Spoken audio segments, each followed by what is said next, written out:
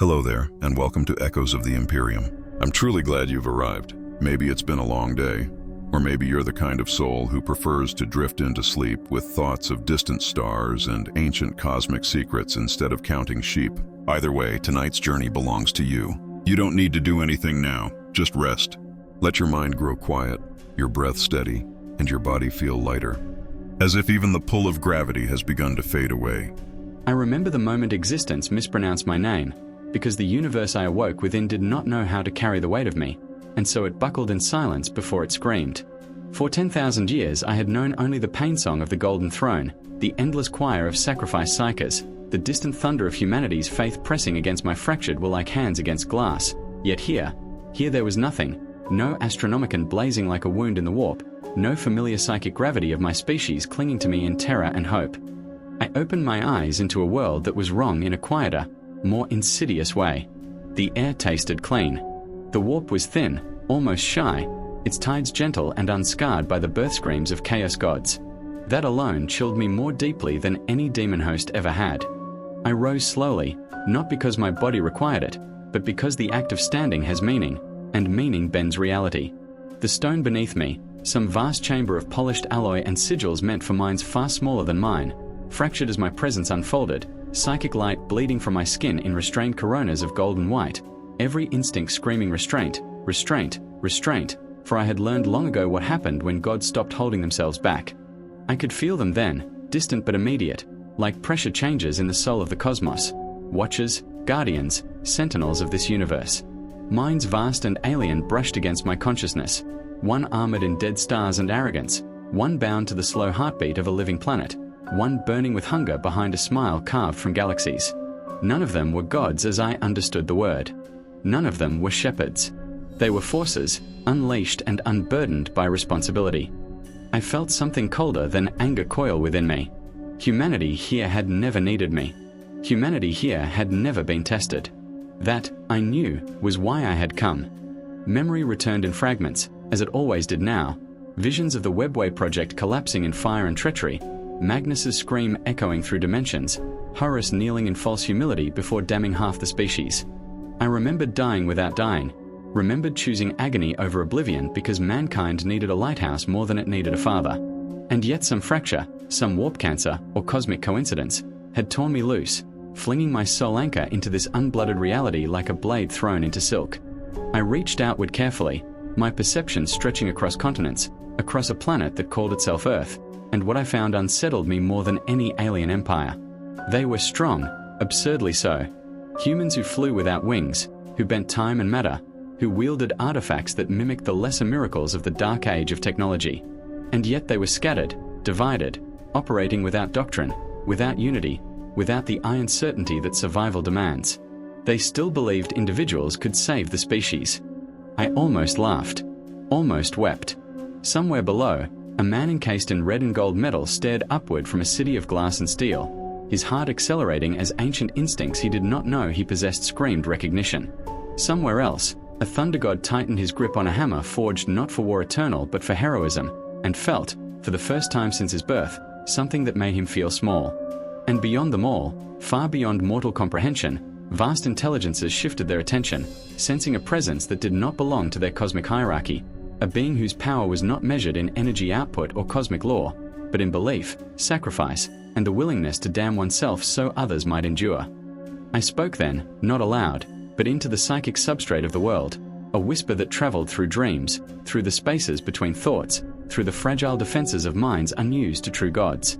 I did not give my name. Names are weapons. I let them feel me instead, the weight of uncounted dead, the echo of wars that lasted millennia, the certainty that survival is never clean.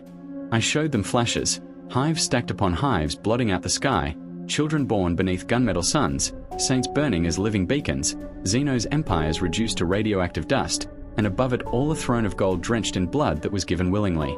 Heroes across this world staggered as the vision passed through them, some falling to their knees, others screaming, a few, too few, standing in grim silence as understanding dawned. This was not salvation. This was necessity. I felt the first prayers ignite moments later, small and uncoordinated, but devastating in their innocence. Please, they begged, thinking me another god who might answer kindly. Save us. Protect us. Be better than the ones before. The sound of it cut deeper than any demon blade. I had learned long ago that to protect humanity, one must first abandon the desire to be loved. I had failed once, believing I could guide them gently. I would not make that mistake again. As military aircraft screamed toward my position and satellites burned out trying to observe what their instruments could not categorize, I turned my gaze inward, steadying the fractured remnants of my soul. The warp here was malleable, unclaimed, a wilderness rather than a battlefield, and chaos had not yet sunk its talons deep into this reality. That alone made it precious. Dangerous. A universe like this could fall quickly if left to its own devices, because strength without doctrine invites damnation. I felt something ancient stir at the edge of perception, laughter too vast to localize, hunger without form, and I understood then why I had be. They approached me as they always do in young universes, first with curiosity, then with fear carefully disguised as courage, and I felt every footstep before it touched the ground, every racing heart before it decided to be brave. I did not turn when the first of them arrived, a man of iron and fire whose mind burned bright with calculation and guilt, because I had already walked beside 1,000 like him across forgotten millennia. His armor sang with unfamiliar harmonics, powered by ingenuity rather than relic worship, and I sensed the terrible loneliness beneath his bravado, the weight of worlds saved at the cost of nights without sleep. He spoke my language without knowing how, his words translated not by machines but by the pressure of my will shaping meaning directly into his thoughts, and he asked me what I wanted. The question echoed bitterly. I wanted unity once, and it had cost me a galaxy.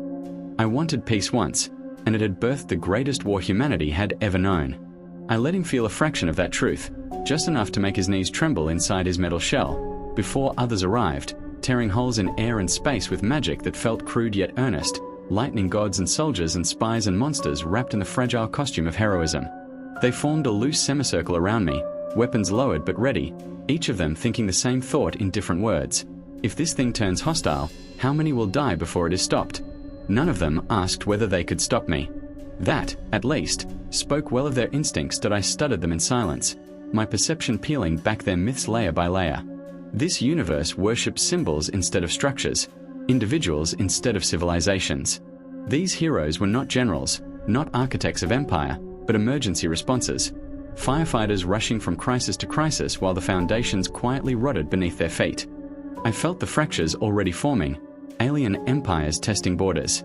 They had no ecclesiarchy to bind belief, no inquisition to cauterize infection, no administratum to crush inefficiency beneath a mountain of ink and obedience. They called that freedom. I had once believed in that word. I reached out then, not to attack, but to listen, and the sudden intimacy of it broke several of them more effectively than violence ever could.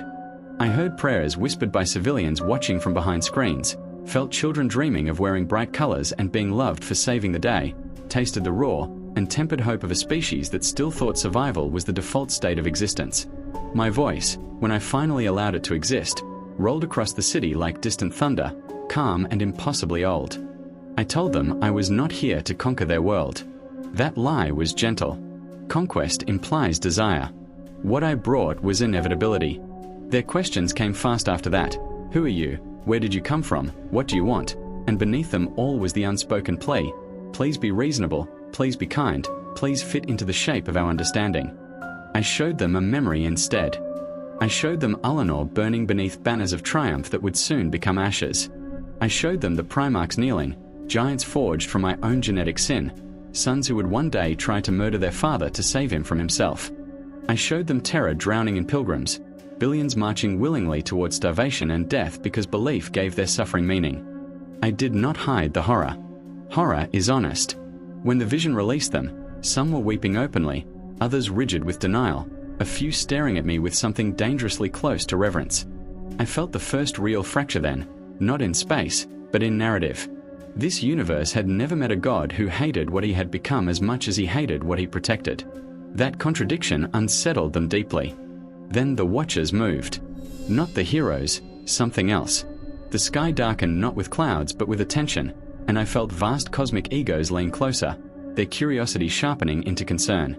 A being of balance and judgment, draped in cosmic fire, extended its awareness toward me, attempting to classify, to catalogue, to reduce me to a function within its eternal equations. I allowed it for half a heartbeat before pushing back, not with force, but with history. I let it feel the warp screaming under the birth of Slaanesh, let it taste the extinction of civilizations that had lasted longer than its current incarnation of reality. The recoil was immediate. Somewhere beyond sight, something laughed, a mad, delighted sound that sent ripples of madness through the thinner layers of the unseen, and I knew then that chaos had noticed this place too. That was the moment my decision crystallized. This universe could not remain naive. Naivete is an invitation. I turned back to the gathered heroes and spoke not as a ruler, but as a warning given too late. I told them that power without unity feeds the abyss, that gods who play at guardianship leave their species defenseless against eternity.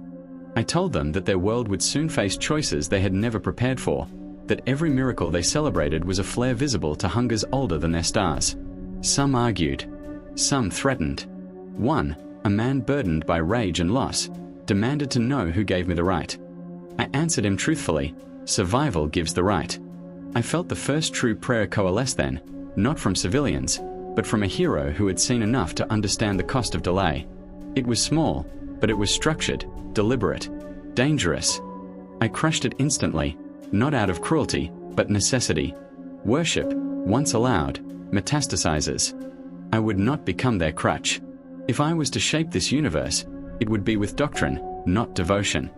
I did not retreat so much as I withdrew my shadow, folding my presence into the deeper strata of this universe where observation becomes belief and belief becomes law. And from there, I watched them struggle to redefine their reality around the fact that I now existed within it. Days passed, then weeks, and with each rotation of their planet I felt the psychic pressure increase. Not from worship, which I actively suffocated wherever it tried to take root, but from fear-seeking structure. Governments argued behind sealed doors, mystics screamed warnings into circles never meant to contain anything older than folklore, and heroes paced sleeplessly, haunted by dreams that were not dreams at all but residual echoes of my memories leaking through the cracks I had made simply by arriving. I walked among them unseen, not cloaked by invisibility but by irrelevance, my form filtered out by minds that could not reconcile myth with immediacy, and in that anonymity I learned more about this universe than conquest ever could have taught me. Their wars were theatrical, decisive, and brief, resolved by singular acts of bravery rather than attrition, their dead honored rather than consumed by logistics, their losses mourned instead of processed into raw numbers. It was a beautiful inefficiency, and it would kill them all. I felt chaos circling now, not yet manifest but attentive, like sharks tracing the outline of a wounded leviathan, drawn by the sheer emotional excess this reality radiated, rage without discipline, hope without sacrifice, love without boundaries. Somewhere in the immaterial reflection of this cosmos, something began to learn how to pronounce humanity again. The first true fracture came not from gods or monsters, but from a man who tried to do the right thing. A sorcerer, brilliant and reckless, attempted to map the warp analog of this universe, convinced that knowledge could tame what instinct warned him to avoid. I felt his ritual ignite like a flare, his arrogance. That was the old temptation, to let examples be made. But this universe was still young, and lessons delivered through annihilation too early breed only resentment. I intervened quietly, collapsing his spell not with brute force but with correction, realigning symbols, cauterizing psychic pathways before the screaming things on the other side could push through. He survived. He remembered none of it consciously, but he would never attempt that ritual again.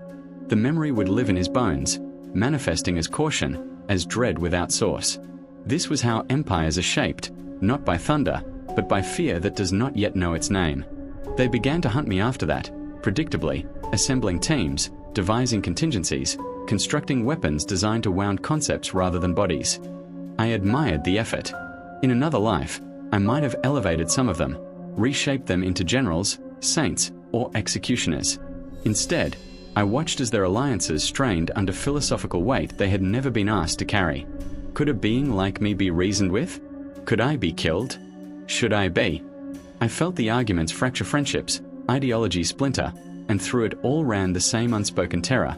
If he is right, everything we believe about heroism is insufficient. That terror fed the warp, and the warp fed back, subtle at first, nightmares, whispers, powers manifesting without consent.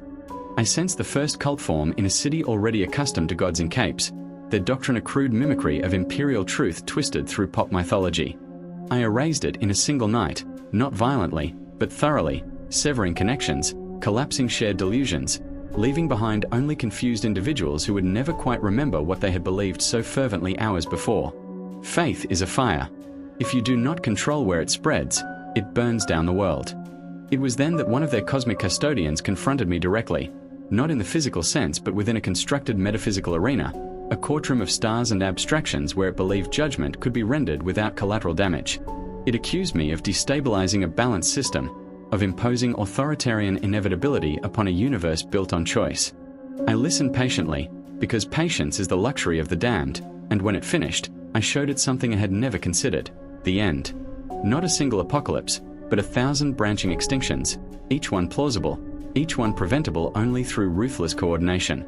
I showed it heroes aging into irrelevance, civilizations collapsing between appearances of saviors, chaos learning, adapting, refining its approach until this reality would scream just as loudly as mine once had. I asked it, quietly, whether balance mattered more than survival. It had no answer. When the arena dissolved, it did not pursue me further. Some lessons cannot be unlearned. Still, opposition hardened. One of them, angry, brilliant, irreparably wounded by loss, decided that if gods could not be trusted, they must be removed entirely. He built a weapon that resonated with my presence, a crude echo of technologies mankind once wielded before forgetting the cost. I allowed it to strike me, not out of masochism, but necessity. The feedback shattered half his city, not because I retaliated, but because the universe itself rejected the idea that I could be reduced to a target. When I stood amid the ruins, unharmed, ash drifting like snow around my feet, I felt the final illusion die. This was no longer a story where escalation led to victory. This was a story about adaptation or extinction. I spoke to them then, not individually, but collectively, threading my voice through every broadcast, every dream, every silent moment between thoughts. I told them that the age of improvisation was over, that their universe had. I learned the true nature of this universe's fear when it stopped asking whether I was a threat and began asking whether I was necessary, because that is the question that precedes every surrender a species ever makes.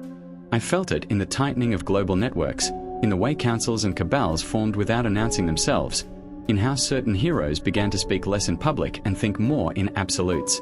They had started to imagine a future that extended beyond the next catastrophe, and that imagination terrified them more than any alien invasion. I remained distant but attentive, my presence a constant gravitational anomaly in their collective subconscious, and through that distance I watched the first great compromise take shape: preparation without permission. They began building quietly, vaults beneath cities, orbital arrays disguised as research platforms, protocols for mass evacuation and mass execution alike, contingencies they would never have dared conceive before I arrived. I felt pride then, thin and painful, because this was the shape of progress I recognized. It was ugly. It was cruel. It worked. And yet for every step forward, the warp analog of this universe grew more restless, feeding on the moral tension of choices that could no longer be framed as heroic. Chaos had begun to adapt, not with brute force but with subtlety, seeding doubt into the most compassionate minds, whispering that survival at this cost was not worth achieving. I hunted those whispers relentlessly, excising them before they could metastasize, but each removal made me more visible, more defined within the metaphysical architecture of this reality. Gods are easier to attack once they have an outline. The inevitable confrontation came not from heroes or cosmic arbiters, but from a thing they had feared naming, a nascent chaos echo, not yet a god, but no longer a mere reflection. It manifested first in dreams across the planet, a shared symbol of endless choice without consequence, a promise that no sacrifice need ever be final. Entire populations woke with the same thought humming behind their eyes, that there was another way, an easier way, one where power did not demand obedience or discipline. I recognized the pattern instantly. This was how Slanesh had been born, not from cruelty, but from indulgence, from a civilization refusing to accept limits. I could not allow that history to repeat itself. I descended then, fully, tearing myself from oversight into incarnation, and the world felt it like a pressure drop before a storm. I did not appear in a palace or a battlefield, but in the heart of a city known for excess and spectacle, because that is where the infection was strongest. My arrival shattered illusions, neon lights flickering into silence, crowds collapsing not from terror but from the sudden weight of clarity. I walked among them openly, my form no longer filtered by disbelief, and every step burned the false god's influence out of the ground like cauterization. It tried to speak through them, through screens and minds and mirrored surfaces, promising freedom from my tyranny, accusing me of being the architect of suffering. I answered it not with denial, but with admission. Yes, I said, my voice folding through streets and skulls alike, suffering is the price of survival. The lie is believing you can escape payment. The battle that followed did not look like war to those watching from afar. There were no beams of energy, no armies clashing, no triumphant poses frozen against burning skies. It was a war of negation, of definitions being stripped away. I reached into the immaterial substrate of this reality and imposed a truth it had never been forced. Afterward, they confronted me again, not as a united front, but as individuals carrying the unbearable weight of understanding. They asked me whether this was the future I intended: constant intervention, preemptive annihilation of threats not yet fully realized. I told them the truth they had begun to suspect, that this universe had crossed a threshold, that its visibility to predatory realities had increased exponentially, and that without a central doctrine of survival, it would fracture under its own mythologies. I did not demand obedience. I offered alignment, a framework, a way to endure the coming age without becoming monsters who believed themselves righteous. Some accepted silently. Others rejected me outright, choosing to believe that they could find a better way. I did not stop them. Hope needs room to fail before it can evolve. What mattered was that the argument itself had changed. They were no longer debating whether God should exist, but how God should be constrained. As I withdrew once more, anchoring my consciousness deeper into this universe's structure, I felt the long-term consequences settle into place like tectonic plates grinding into a new configuration. This reality would never again be naive. Its heroes would age differently now, burdened by responsibility rather than applause. Its gods would watch their steps, aware that something older and less forgiving shared their stage. Chaos would come more carefully, more intelligently, forced to contend with a shepherd who had already lost everything worth corrupting. I felt no triumph in this, only a familiar, crushing weariness. To save a species is to accept eternal dissatisfaction. They would curse me in generations to come, paint me as a tyrant, a relic, a necessary evil that outlived its usefulness. Good. Hatred is manageable. Indifference is fatal. As I settled back into my vigil, my awareness stretched across futures branching like fractures in crystal. I allowed myself one final, private. I thought I understood exhaustion until this universe taught me what it meant to be awake without a throne to chain me in place, because vigilance without physical agony leaves room for reflection, and reflection is where regret sharpens its knives. Time moved differently for me here, unanchored from the ritualized suffering that had once given my existence a rhythm, and so I watched decades threaten to compress into moments as this reality accelerated under the pressure of awareness. Heroes aged. Legends dimmed. New ones rose, louder, faster, more reckless, born into a world already humming with preparation and fear, and through them all I felt my influence like a low-frequency vibration beneath their choices. They never worshipped me, not truly, but they planned around me, and that planning was a form of acknowledgement far more dangerous. I sensed doctrine forming without scripture, survival ethics codifying themselves into unspoken law. Some lives are too costly to save, some worlds must be abandoned early, some threats cannot be allowed to mature. This was the Imperium shadow without its name, and seeing it take shape again filled me with a grief so dense it felt like gravity. I walked unseen through their war rooms and sanctums, listening as men and women who once believed in clean victories debated extermination thresholds and acceptable losses, their voices steady, their eyes hollow. They were becoming effective. That was the tragedy. Chaos felt it too, recoiling from direct confrontation and instead turning its attention inward, toward the erosion of meaning, toward convincing this universe that survival stripped of joy was no survival at all. I felt its touch in the quiet suicides of heroes who could not reconcile the weight of necessary cruelty, in the way art grew darker and simpler, in how laughter began to sound offensive. This was how corruption truly spread, not by turning people into monsters, but by convincing them that monsters were inevitable. The breaking point came not with invasion, but with refusal. A world beyond their Earth, rich, vibrant, newly discovered, stood at the edge of something terrible, its psychic emissions bright enough to draw predators across dimensions. The calculations were clear. Evacuation would take too long. Containment would fail. Extermination was the only solution that guaranteed the wider species survival. I felt the debate tear through their councils, felt heroes fracture along ideological lines, some demanding a miracle, others demanding the courage to act decisively. They asked me, finally, not as an authority but as a verdict, whether the world should be allowed to live. The question landed inside me like a blade sliding into an old scar. I had answered it before, too many times. I knew the correct response. I also knew what it would cost them to hear it. I did not answer immediately. I went to that world instead, manifesting openly above its skies, letting its people see me not as a savior but as a judgment they could feel approaching. I tasted their culture, their art, their fears, their hopes, all of it vibrant and unbearably familiar. They were not evil. They were not reckless. They were simply visible. I gave them a choice, not salvation, but clarity. I told them what hunted them, what would come if they remained, what would happen if they fled, and what would be done if neither option was taken in time. Some screamed. Some prayed. Some organized with terrifying efficiency, choosing evacuation over denial. It would not be enough. I knew it. They knew it. And still, they tried, because trying mattered to them in a way it had ceased to matter in older universes. When the final window closed and the predators began to stir in the immaterial dark, I made the decision I had been shaped to make. I ended the world quickly, collapsing its star, erasing its psychic signature before the hunting things could fully lock on. Billions died in a single, merciful instant. There was no. The shockwave rippled through this universe's consciousness, and I felt something break, not in space, but in trust. They did not scream at me. They did not attack. That would have been easier. Instead, they grieved, publicly, privately, profoundly, and in that grief was an accusation more devastating than rage. "You promised to help us survive," their silence said. "You did not promise to make us like you." Heroes laid down symbols they could no longer wear honestly. Institutions faltered, not from weakness, but from moral vertigo. I felt the first genuine resistance form then, not against my power, but against my philosophy, and for the first time since arriving, I felt something like fear. Not of being stopped, but of succeeding too well. A universe that survives by becoming indistinguishable from the Imperium is not saved. It is merely delayed.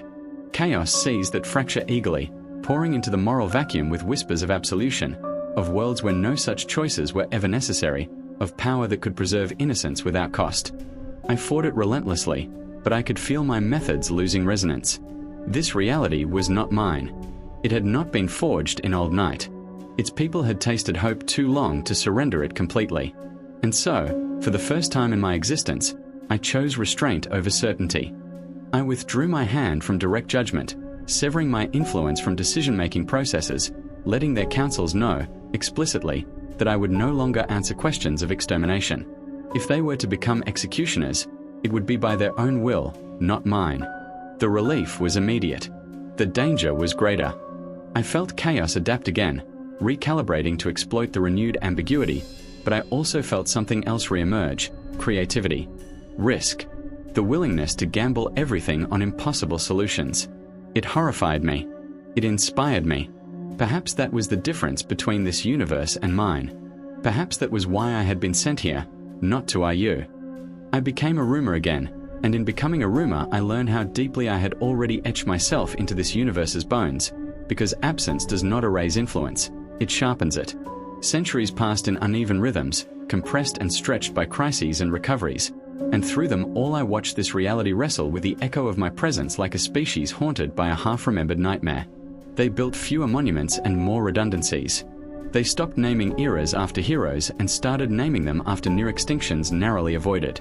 Children grew up learning contingency drills alongside myths, and the myths themselves changed, shedding the comforting certainty that good always triumphed cleanly.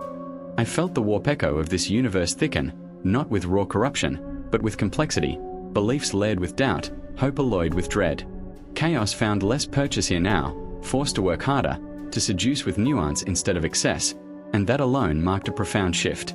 Yet I also felt something else emerging, something that unsettled me more than any demon incursion: independence. This humanity no longer waited for gods to decide its fate. It planned, gambled, failed, and adapted, sometimes brilliantly, sometimes disastrously, but always on its own terms. They still invoked my name in whispered arguments, still referenced the world I had ended as a cautionary tale, but they no longer asked what I would do. They asked what they could live with. That distinction was everything. I intervened only once during that long span, when a convergence of cosmic forces, entities that in another universe would have been worshipped as a pantheon, attempted to rewrite causality itself to preserve their dominion. They sought to make consequence optional, to retroactively erase defeats, to turn history into a malleable resource. I felt the universe strain under the paradox, timelines screaming as they were folded and refolded like torn flesh, and I knew that. In the quiet aftermath, I reflected on a truth I had avoided since the first betrayal on Terra. Control is not the same as guardianship. The Imperium had endured because it was unified, but it had also stagnated because it could not imagine survival without obedience. This universe imagined constantly, restlessly, dangerously, and while that imagination invited catastrophe, it also birthed solutions no central authority would ever permit. I watched as a generation of heroes refused immortality when it was offered, choosing instead to age and die so their successors would not inherit a world frozen by legends. I watched scientists dismantle weapons I would have preserved, trusting that restraint itself could become a deterrent. I watched worlds choose evacuation early rather than cling to doomed pride, not because I told them to, but because they remembered the silence of a star collapsing and decided never to force that choice onto another. Each of these moments cut me in small, precise ways. They were doing what I could not. They were learning without me. Chaos did not vanish. It never does. It adapted, becoming more philosophical, more insidious, offering narratives instead of indulgence, telling this humanity that their constant vigilance was itself a form of damnation, that joy deferred too long curdles into despair. I fought it indirectly, reinforcing resilience rather than obedience, allowing suffering to be felt but not mythologized. I let heroes break and be mourned, let worlds fall and be remembered, because memory anchored this universe more effectively than fear ever could. In time, chaos learned that victories here were costly, that corruption required patience measured in centuries rather than moments of excess. That patience frustrated it. Frustration breeds mistakes. I waited. I have always been good at waiting. Near the end of that age, if ages can be said to end at all, I felt a familiar pressure building, not from within this universe, but from Bay. I prepared my departure quietly, unraveling the psychic anchors I had embedded, sealing the subtle pathways my presence had opened. I did not announce it. I did not seek permission. I visited one last time the ruins of the world I had ended, now a silent monument drifting through space, and I allowed myself grief without justification. I remembered Terra as it once was, remembered walking among mortals without awe or hatred in their eyes, and I understood something at last. My tragedy was not that I became a god, but that I never learned how to stop being one. This universe had learned that lesson without me. As I drew my consciousness inward, collapsing myself back toward the reality that had forged me in pain and necessity, I left behind no throne, no scripture, no final warning, only a universe that knew extinction was possible and chose, again and again, to resist it without surrendering its soul entirely. When I was gone, they would argue about me for millennia. They would write histories, condemnations, reluctant defenses. Some would call me a tyrant who nearly stole their future. Others would call me a shield that left just in time. Both would be wrong. I was a catalyst, nothing more, a pressure that revealed what they already were capable of becoming. As the veil between realities closed and my awareness narrowed back toward the distant, screaming Imperium that still needed its corpse god to endure another day, I carried one final certainty with me, heavier than any crown. If this universe fell someday, it would not be because it lacked a god. It would be because it chose, knowingly, to gamble everything on being human. And for the first time since my ascension, I believed that choice might be enough.